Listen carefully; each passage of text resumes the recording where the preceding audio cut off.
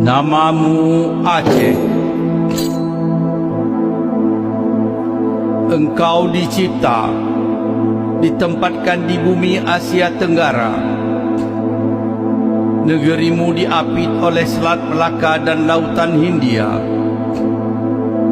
Kedudukanmu di pintu gerbang ke Timur Jauh, Pasifik Asia.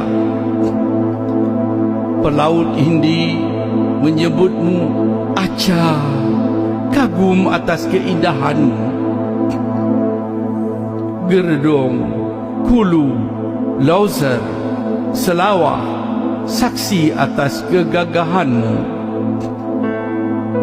Lok Sedu, Lok Nga, Sabang sebahagian bukti atas kecantikan pantaimu.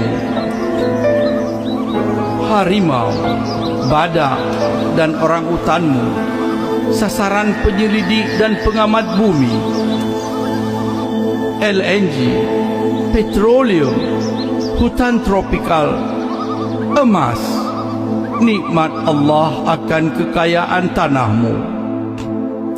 Meneteskan air liur perampok-perampok asing untuk datang ke negerimu. Silih berganti, Portugis, Belanda, Jepang dan kini Indonesia mengeroyokmu, merampasmu, memperkosamu, menjajahmu.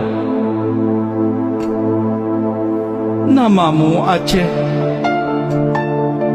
Genetik campuranmu unik.